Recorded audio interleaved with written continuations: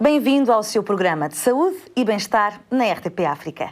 Hoje falamos de xistosomose, uma doença parasitária de elevada prevalência em África, onde continua a causar milhões de infecções, em particular nas crianças.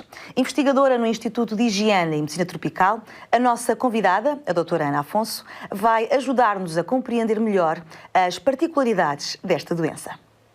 Obrigada, doutora, por ter aceito o nosso convite.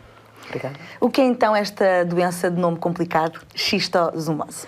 A xistosomose também é conhecida por bilharziose, tendo outros nomes nativos. A bilharziose é causada por 5 espécies parasitárias, é uma doença de alta prevalência em África, é uma doença que afeta todas as faixas etárias, mas principalmente crianças e mulheres. Aproximadamente 600 milhões de pessoas na África, em todo o mundo, estão em risco de infecção, 200 milhões de infectados, aproximadamente 200 mil mortes só na África subsaariana. É uma doença de elevada dispersão. E a segunda parasitose, a seguir à malária, a nível de problemas de saúde pública. E em que zonas especificamente é que pode ocorrer? Nós temos xistosomose essencialmente em 3 continentes. Estamos a falar da África, nomeadamente a África subsaariana. 85% dos infectados encontram-se na África subsaariana. Estamos a falar do Sudeste Asiático e da América do Sul. Por exemplo, o Brasil é um país onde existe uma elevada prevalência. Apenas uma espécie parasitária, o Schistosoma mansoni, mas uma elevada prevalência. E como é que se adquire esta doença? Bom, a xistosomose é uma doença que envolve, na realidade, dois hospedeiros. Um hospedeiro definitivo, ou seja, nós, o humano, e um hospedeiro intermediário, um molusco, um caracol de água doce. É uma doença que se adquire em contacto com cursos de água doce, nomeadamente lagos, lagoas, rios, barragens.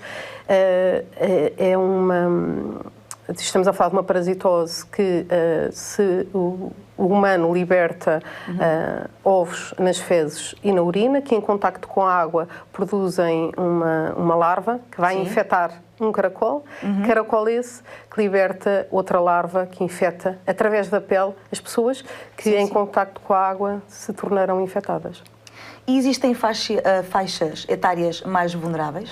Bom, na realidade sim, já que é uma doença que envolve o contacto com a água, as faixas etárias mais vulneráveis são as faixas etárias que mais proximidade têm com a água.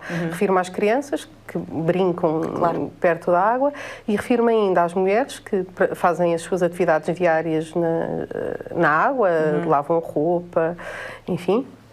Mas também há atividades como os agricultores e os pescadores. E essas pessoas são, efetivamente, os principais afetados.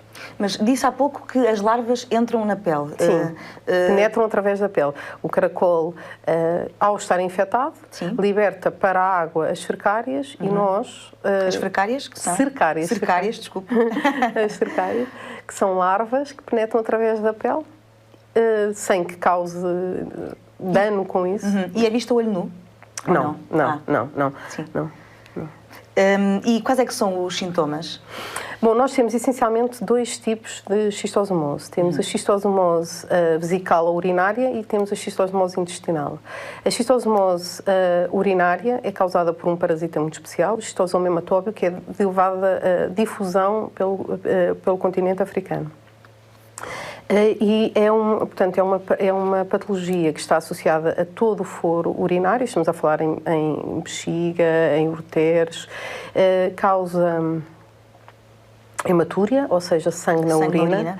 E causa também, tornando-se crónica, é a principal responsável por tumores na bexiga no continente africano. Está também muito associado a problemas da natureza sexual, nomeadamente infertilidade, e isto é a xistosomose urinária. A xistosomose intestinal causa pólipos no intestino, causa mal absorção de nutrientes, nomeadamente anemia por mal absorção, hepatosplenomegalia, ou seja, aumento do fígado e do baço, e são quer as duas infecções, quer a xistosomose urinária, quer a xistosomose intestinal, são doenças que causam perdas de morbilidade muito significativas. E os sintomas dessa doença, as pessoas têm febre, têm... Bem, podem eventualmente ter, mas na realidade têm, na xistosomose urinária, o sintoma mais frequente é efetivamente a urina com sangue, embora possa acontecer xistosomose sem qualquer sintoma. Aliás, esse é um problema. É assintomática também? Pode ser assintomática, efetivamente. E as consequências desta doença, quais é que são? Bom, sem contar com o que já referiu. Como eu disse, a nível das crianças, por exemplo, está associado a um elevado atraso do crescimento, nomeadamente por causa da questão da anemia. Estamos a falar em fases de crescimento acelerado, em que a falta de absorção de nutrientes pode causar atraso no crescimento. Está associado também à baixa do sistema imunitário e, em consequência disso, por exemplo, está associado a um aumento do risco de infecção, por exemplo, por HIV, malária, por exemplo, que é outra das patologias coendémicas da xistosomose em África, e, por exemplo, a tuberculose. E nos casos, quando é assintomática, o que é que isto poderá levar? Porque a criança poderá ter a doença e não saber... E não saber. Pode levar a situações crónicas, okay? Da doença existir durante muito tempo e poderá, por exemplo, ser responsável, como eu disse, de situações oncológicas. Okay? Esse é um dos principais problemas no que diz respeito à cronicidade desta doença. E pelo que disse até agora, portanto, é uma doença prolongada. Sim. E poderá levar à morte também. Pode levar à morte. Pode levar à morte. Poderá levar à morte. E como é que é feito o diagnóstico? O diagnóstico, na realidade, não é muito complicado. Nós temos, essencialmente, o diagnóstico parasitológico, que é feito com pesquisa de ovos, quer nas fezes, quer na urina. Pode também ser feito testes imunológicos, nomeadamente com ELISAs, e pode ser feito em situações crónicas, efetivamente um diagnóstico ecográfico, nomeadamente de situações mais graves a nível da bexiga ou do intestino. Muito bem. Fique connosco e veja a peça que nos vai mostrar mais alguns dados sobre a dimensão e causas desta infecção em África.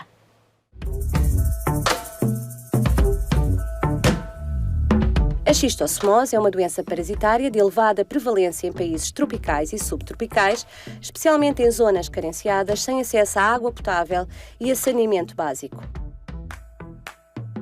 Segundo a Organização Mundial da Saúde, em 2011, pelo menos 243 milhões de pessoas procuraram tratamento.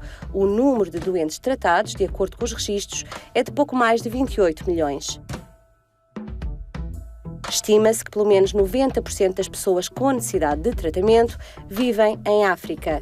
Considerada a segunda maior parasitose a seguir à malária e o primeiro fator de risco para cancro da bexiga em África, a xistosomose é responsável no continente africano por 80% destes tumores. O parasita responsável pela xistosomose, do género Schistosoma, vive apenas em cursos de água doce, rios, ribeiras, barragens, lagoas e até mesmo charcos urbanos.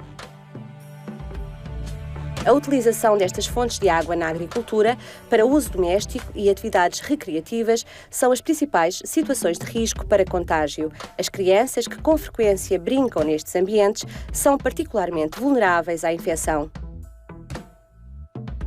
Os cursos de água, contaminados com fezes humanas, são o meio através do qual o parasita passa do hospedeiro intermédio para o hospedeiro definitivo, o homem. A Organização Mundial da Saúde aponta como fatores determinantes no combate contra a xistosomose o tratamento da água para o consumo doméstico, a melhoria das condições sanitárias e a educação da população para hábitos de higiene.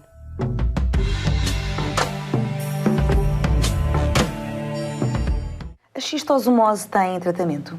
Tem, efetivamente, a xistosomose tem tratamento. Há um medicamento que é usado já há largos anos, o praziquantel, o nome do princípio ativo, e é usado para tratar as 5 formas os 5 parasitas causadores de xistosomose. E tem cura, sendo assim? A xistosomose tem cura, menos quando se torna uma patologia crónica, e aí as consequências da infecção podem já não ter cura. Aí já é completamente diferente. E, efetivamente, sim. Há pouco falávamos na peça que há pessoas que não têm acesso ao tratamento. Nem todas as pessoas podem vir a ter acesso a este tratamento, certo? Sim, como todos os medicamentos têm um custo e, por vezes, o custo desse medicamento pode tornar o acesso mais complicado, embora, na realidade, na maior parte dos países em África, existem situações de tratamento em massa onde este medicamento... Mas então não é um tratamento dispendioso? Não é muito dispendioso. É um tratamento, é o único tratamento possível e tem alguns custos, mas não é muito dispendioso, não. É mais dispendioso, as consequências da infecção são bastante mais dispendiosas. É pior. É possível prevenir esta infecção? Sim, esta infecção é possível prevenir, além das medidas de saneamento básico. Estamos a falar em evitar o contacto com os cursos de água doce. Portanto, não evitar ao máximo, quer as atividades de lazer, e tomar precauções pessoais nas atividades profissionais, nomeadamente os pescadores e os agricultores, protegerem as zonas de contacto ou com os braços ou nas pernas que se encontram em contacto com os cursos de água, e o saneamento básico, o tratamento da água, exatamente. Claro. E sem ser as medidas pessoais, que disse agora, que outros fatores podiam contribuir para essa mesma prevenção? Bom, além do saneamento básico, evitar o contacto com cursos de água que se conhece como tendo o caracol. E já que existe uma relação muito estreita entre o caracol, a luz solar e a temperatura, é costume dizer que é de evitar o contacto com os cursos de água, por exemplo, nas horas de maior luminosidade ou de maior calor, já que nessas alturas, havendo caracóis, eles vão estar a libertar mais cercárias, logo o potencial infeccioso é maior. Muito maior. E a população está habituada a esta doença? A população, no geral, está habituada a esta doença, mas é curioso porque muitas vezes a população não conhece os riscos da proximidade com a água, mas muitas vezes, principalmente nas crianças, é muito tentador ir brincar para dentro da água e não pensar efetivamente nas consequências dessas ações. É verdade que também se chama barriga d'água esta doença? Chama-se, efetivamente, também se chama barriga d'água. E porquê? Há algum sintoma que leve a essa nomenclatura? Essa nomenclatura acontece essencialmente no Brasil. O parasita causador da xistosomose no Brasil chama-se Schistosoma mannsoni, causa a xistosomose intestinal, que está muito associada ao aumento do fígado e do baço, portanto, a chamada hepatosplenomegalia, daí a situação da barriga d'água. A partir do momento em que o parasita entra na pele, quanto tempo é que vai demorar a manifestar-se? Bom, depende de vários fatores, mas entre 2 a 3 semanas nós temos parasitas adultos a eliminar ovos, ou seja, já é possível o diagnóstico. E depois, quando as larvas entram no organismo, como é que decorre o restante processo? Elas entram e... Portanto, as larvas entram através da pele, migram para o sistema sanguíneo, atingem ou o fígado ou o sistema urinário, nomeadamente os rins, e aí se fixam. Nós estamos a falar num parasita que apresenta dimorfismo sexual, ou seja, temos um macho e uma fêmea, associam-se e a fêmea coloca ovos que os liberta ou nas fezes ou na urina. E qual é que tem sido o contributo do Instituto? Bom, o Instituto de Higiene e Medicina Tropical é uma instituição já muito antiga e que tem largo trabalho na área dos helmintas. Os helmintas? Os helmintas são no qual a xistosomose também se inclui. Sim. Estamos a falar de um grupo, de um grupo de parasitas multicelulares, neste caso, e geohelmintas, ou seja, parasitas associados ao solo, e também a xistosomose. O Instituto tem contribuído em vários estudos epidemiológicos nos países africanos de língua oficial portuguesa, com equipas a deslocarem-se a esses países, e também na formação de técnicos, quer a nível de mestrado e doutoramento no Instituto, quer a nível de cursos de pós-graduação e graduação que decorrem nos países africanos, nomeadamente Angola, Moçambique, também já fomos ao Brasil. E é preciso essa formação contínua, é mesmo necessária? É sempre necessário.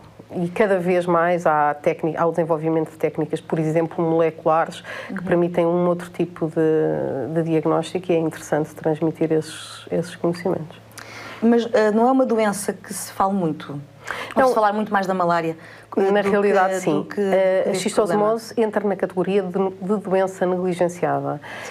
É uma doença dos pobres, portanto, e por isso mesmo é uma doença negligenciada. Não que os números não indiquem que seja uma situação grave, mas é de facto uma doença negligenciada. E como é que os turistas que se vão deslocar para estes países poderão saber desta doença? Porque não é muito referenciado. Bom, qualquer turista que se desloque para uma zona tropical, quer a América do Sul, quer a África, quer o Sudeste Asiático, deve procurar uma consulta do viajante. Existem vários sítios, incluso no Instituto de Higiene e Medicina Tropical, onde vai receber informação acerca da maneira como deve evitar o contágio. Okay? Um outro ponto que eu acho curioso, além dos turistas, é que cada vez mais nós vemos pessoas portugueses a emigrar para